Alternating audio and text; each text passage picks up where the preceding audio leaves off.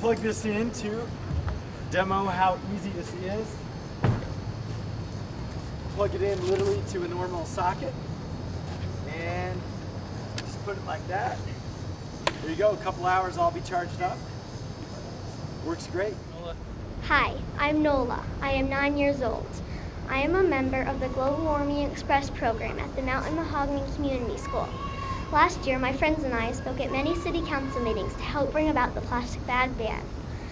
Thanks to Mayor Keller for signing that bill to help remove single-use plastic bags by January 2020. Also thanks to Mayor Keller for putting solar panels on the zoo and biopark and on other buildings in Albuquerque. Finally, thanks to Mayor Keller for helping Albuquerque reduce the carbon dioxide exhaust by using electric cars. These are great steps to a cleaner and healthier Albuquerque and world. And here is Mayor Keller. All right, good job. Good job. All right. So I want to thank everyone for coming out this morning. A quick just PSA. If you haven't heard, members of the media, we're going to do another press conference right after this on sports infrastructure. So, but let's stick to right here in terms of what we're announcing with respect to alternative vehicles. But first, let me thank the all-team Express, Global Warming Express, Sierra Club, 350. Thank you so much, everyone, for being out here and for all you do for our city. Also, I want to mention our, of course, COO Lawrence Rael is here, who oversees all of these initiatives. Our Director of Environmental Health, also Sandra Begay, and our Sustainability Officer, Kelsey Rader, as well. All here for your questions and so forth after as needed. Now, this effort that we're announcing today is just the beginning of something that students, kids, adults, folks from all walks of life have been asking for years. And it's about every time we see a city vehicle and saying, why can't that be electric? Why can't that be a hybrid? In many cases, why can't it even be CNG like some of our buses? And so we've taken this to heart, and we've decided that we're actually going to come up with a plan to do just that over time in the city of Albuquerque. And so today we're announcing part of what we believe we owe to our young people, to the city of Albuquerque, to be a national leader, a top 10 city when it comes to sustainability. It started with signing the Paris Accord agreement. It was about spending $25 million on solar panels all over our city. And it's about our Green Team initiatives to expand sustainability in every department. And it's about winning the Bloomberg Climate Change American Cities Challenge. It's about our LED lights that are going to be hopefully done throughout the city by Christmas. And it's, of course, about our Solar Direct program to buy 65% of our city's electricity from solar panels. It's also about electric charging stations that we are now adding throughout our city so that everyone in the city can plug in their electric vehicles. And it's about hopefully getting to be 100% renewable by 2030. Now, the only way we can do this is to actually have electric cars in our fleet. And this is our first electric car. So you see a Chevy Volt, that's right.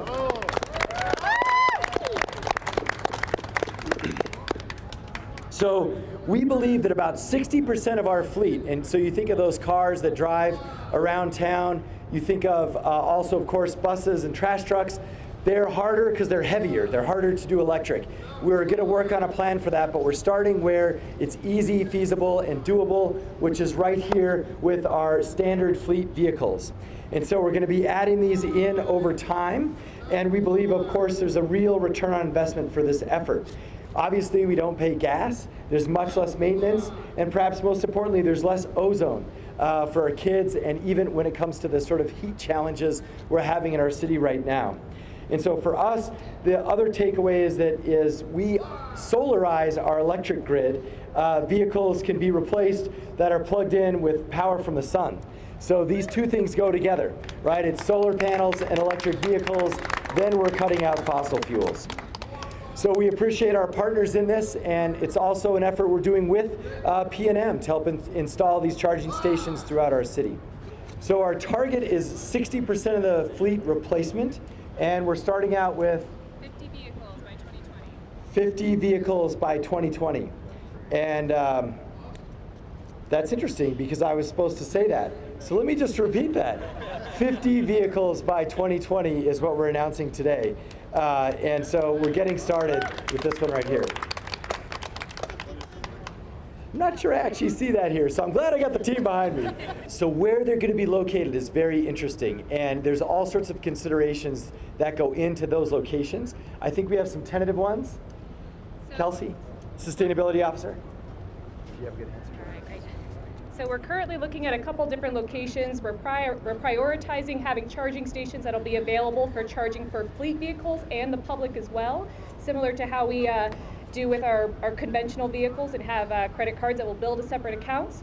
But we're trying to prioritize areas on the west side, looking at downtown, looking at areas where people are spending lots of time, are going to be really able to optimize the use of these vehicles, and also optimizing fleet vehicles that incur the most amount of mileage so that we're reducing the most amount of emissions as well. So no firm exact locations yet, but definitely looking at making sure that we're looking throughout the city and having a large amount of geographic disbursement. Okay. Right here, we like to demonstrate both real action, like this physical vehicle that we can all appreciate, with also the policy change that we're doing. And so this administrative instruction right here, this is executive instruction number 34. And this is about reducing emission light and heavy duty city vehicles. So this is our commitment right here. I'm not going to go through the details on how we are now directing the city to begin phasing in alternative fuel vehicles as soon as one of the current vehicles is aged out. So that's how we're going to do this over time in sort of 50 or so vehicle chunks. And stay tuned for more on how we're going to be able to do this with our buses and how we're going to be able to do this with our trash trucks. We're not quite ready to finalize that yet, but that's what's next. And this will take care of the policy that's required to do this with our fleet. So with that, we'll wrap it up. If you have more questions, come on up after. And thank you so much. Thank you to all advocates too. We like to match policy and action here at the city, and so our action today is the purchase of these 50 electric vehicles. The policy is right here. It's actually an executive instruction that basically mandates the city to start phasing in alternative fuel vehicles. And this will make sure things stick, kind of even if there's personnel changes and down the road. This will be the law of the land unless some future administration erases it. That's the only way you can get rid of these.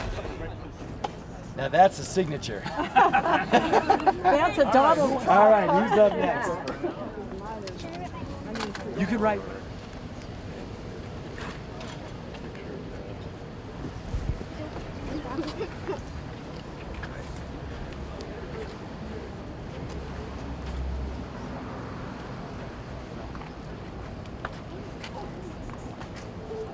I got 350 right this time.